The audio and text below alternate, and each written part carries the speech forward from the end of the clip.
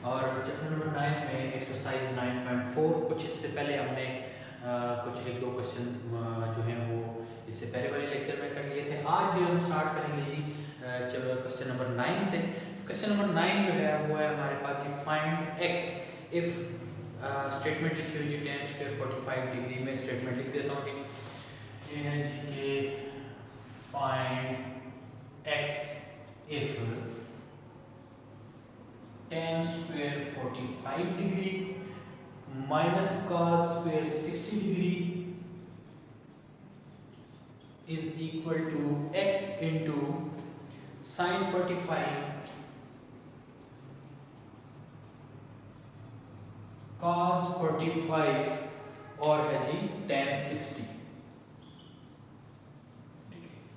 तो ये स्टेटमेंट है हमारे पास। इसमें हम लोगों ने x की वैल्यू कैलकुलेट करनी है। तो बहुत ही सिंपल है कि इसका सलूशन क्या है जी कि हम लोगों ने tan 45 की वैल्यू पुट करनी है, cos 60 की, sin 45 की, cos 45 की और tan 60 की, और उसके बाद जो x जो है उसे हमने एक तरफ कर लेना है। तो हमारा सलूशन बड़ा इजी हो जाएगा। तो ऐसा करते हैं जी, हम इसके बीच अपनी वैल्यूज पुट करना शुरू करते हैं। तो कोई left hand side right hand side लेने की जरूरत नहीं है, बस यहीं से क्वेश्चन को आप लोग स्टार्ट करते हैं। तो मैं वैल्यूज जो है वो पुट करना स्टार्ट करता हूँ।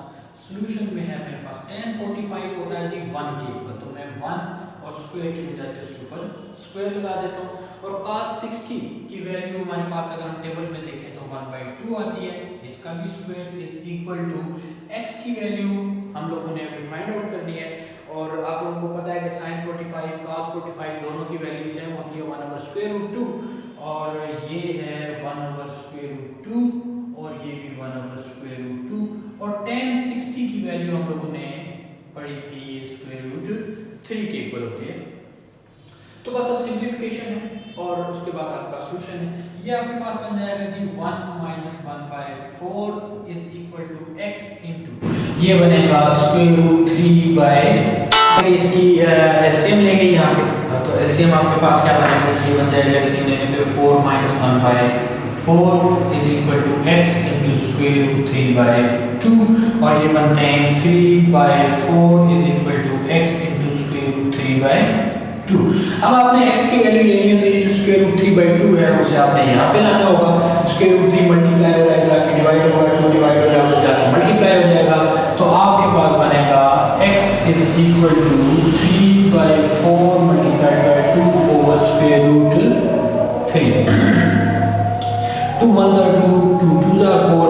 इस 3 को मैं लिख देता हूँ √3 का स्क्वायर, और वो वाला √3 इसके नीचे आ जाएगा, एक पावर से कैंसिल हो जाएगा, और x की वैल्यू आ जाएगी आपके पास √3।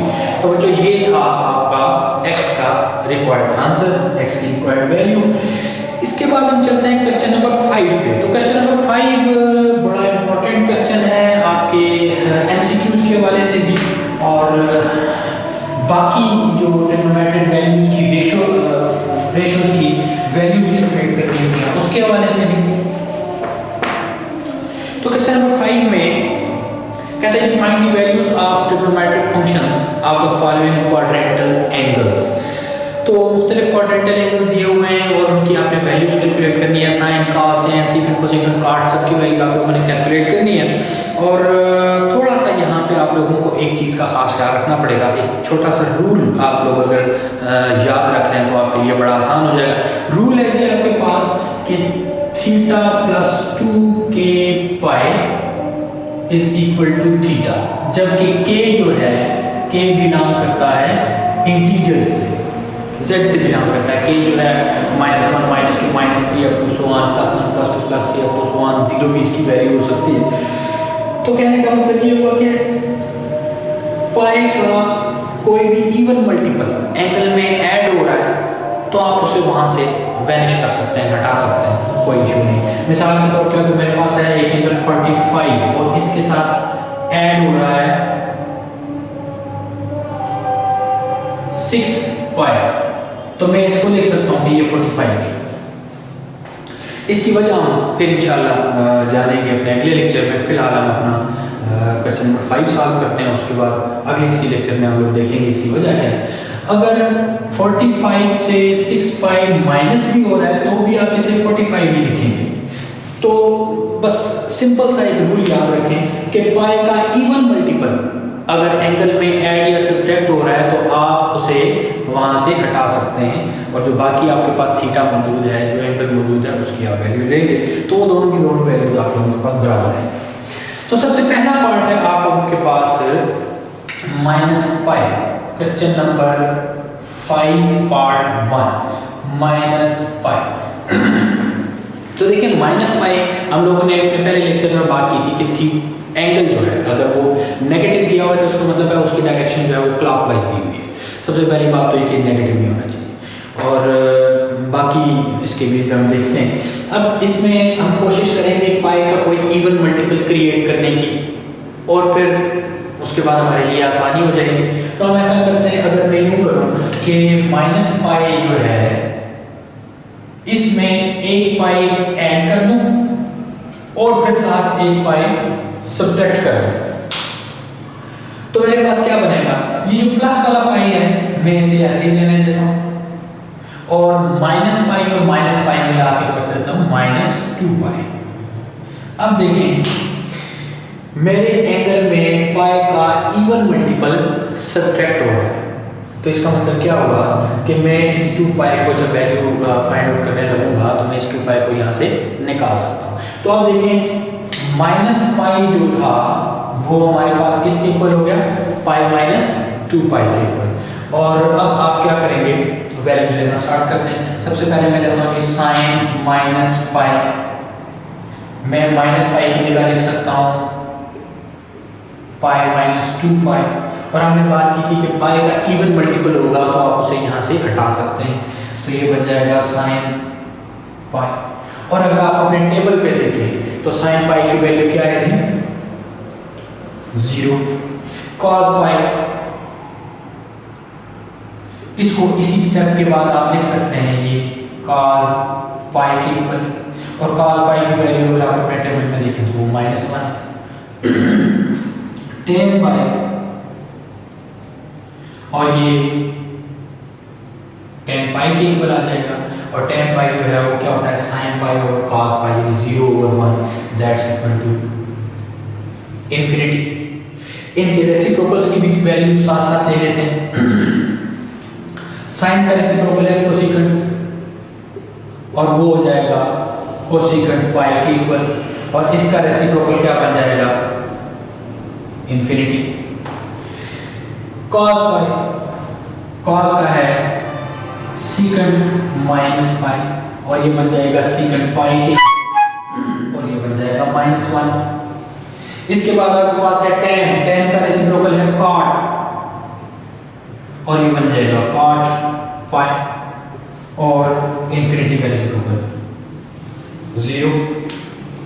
तो बच्चों ये था आपका क्वेश्चन नंबर 5 का पार्ट 1। इसी तरीके से इंशाल्लाह हम कोशिश करेंगे, मज़ीद छोटी 1-2 और ट्रिक्स हम सीखेंगे अपने बाकी क्वेश्चंस में भी। तो बाकी क्वेश्चंस तो आप लोग इजीली कर पाएंगे, कर लेंगे। मैं आप लोगों को इस वक्त बाकी में से अच्छा हम 4th पार्ट को ज़रा गौर करें। 4th पार्ट जो है वो फ्रैक्शन में है, तो फ्रैक्शन के मतलब हम देखते हैं।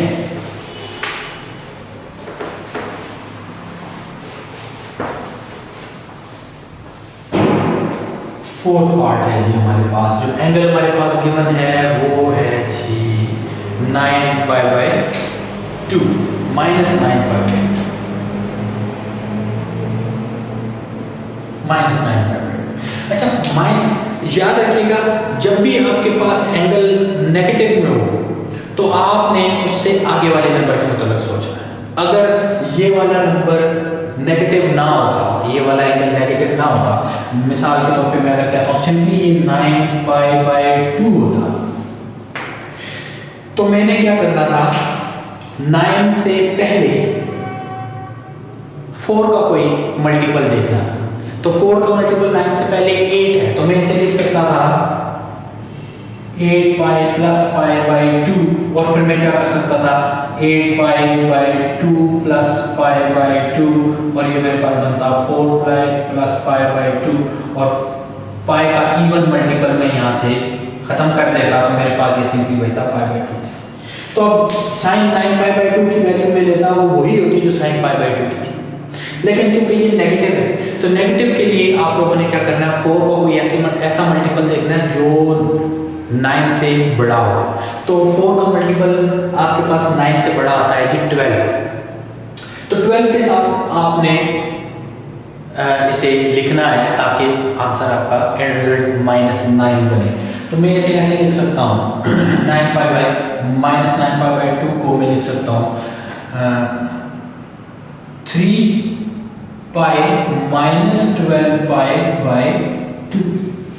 तो देखें मैं अगर 3π -12π करूँगा तो मेरे पास आंसर -9 आएगा। तो मैंने बस इस तरीके से एडजस्टमेंट कर ली।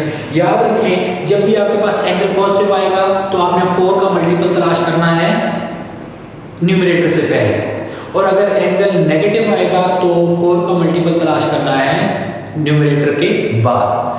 तो नेगेटिव था, न्यूमरेटर के बाद हमने देखा ये 12 बनता था, 4 का मल्टीपल 12 में से जो है ना वो हमने इस तरह से एडजस्टमेंट कर दी कि ये एंड रिजल्ट हमारे पास 9 है।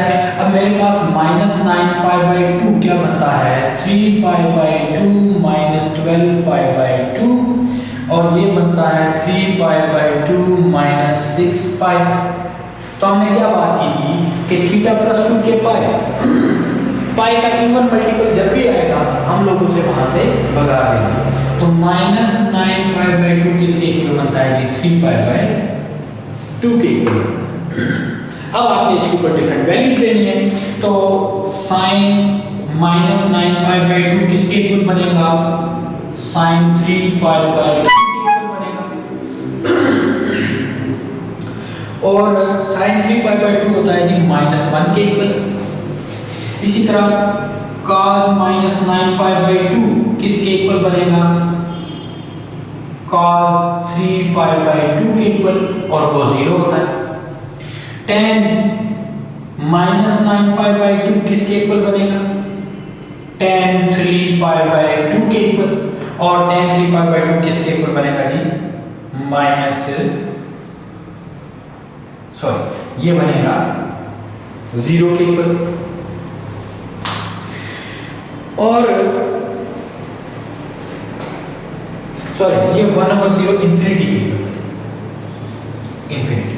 अब बारी है इनके रेसिप्रोकल्स की।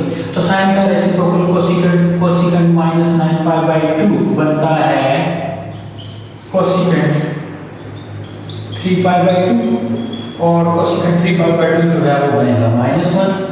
इसी तरह सीकेंट -9π/2 बनता है सीकेंट 3π/2 के इक्वल, और वो बनेगा इन्फिनिटी के इक्वल। कॉट -9π/2 होता है कॉट 3π/2 के इक्वल, और वो आपके पास बन जाएगा 0 के इक्वल। तो ये सारी साइंस है जी इसकी। इसके बाद हम चलते हैं एक और डिफरेंट तरह के क्वेश्चंस के ऊपर जो ना फ्रैक्शंस में हो ना रेडियंस में हो। मिसाल के तौर पे आपका क्वेश्चन नंबर 5 का 7th पार्ट। तो 7th पार्ट को देखते हैं जी हम लोग।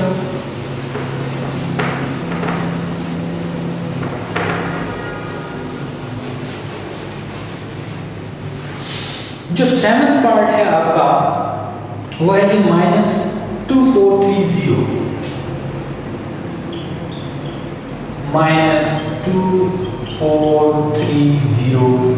डिग्रीज। तो बच्चों जब भी डिग्रीज में आ जाए तो आपका सोचने का प्रोसेस जो है वो 360 पे चला जाना चाहिए। 360 पाई 2 पाई होता है, 2 पाई का या पाई का जो पहला इवन मल्टीपल है उसके बाद। तो फिर से वही बात होगी कि अगर ये नेगेटिव ना होता, ये पॉजिटिव होता, तो हम 360 का कोई ऐसा मल्टीपल तलाश करते जो 2430 से पहले। लेकिन चूंकि ये नेगेटिव है तो इसके फौरन नेक्स्ट बात जो हमारे पास मल्टीपल आना है हम उसको देखेंगे। तो इसके लिए आप लोग कैलकुलेटर का इस्तेमाल करें, 360 को मल्टीप्लाई करते जाएं। 2430 से फौरन बाद का जो मल्टीपल आएगा कौन सा आएगा। मसलन मैं 360 को मल्टीप्लाई करूं अगर 5 के साथ, तो मेरे पास आता है 1800। नहीं, अगर मैं इसे 6 के साथ मल्टीप्लाई करता हूँ तो मेरे पास आता है 2160, अभी भी इससे छोटा है। और अगर मैं इसको मल्टीप्लाई कर दूँ 7 के साथ तो 2520 आता है, 2520 इससे बड़ा है। तो ऐसी सूरत में मैं क्या करता हूँ जी, मैं लिखता हूँ कि क्या लिखता हूँ, -7 मल्टीप्लाइड बाई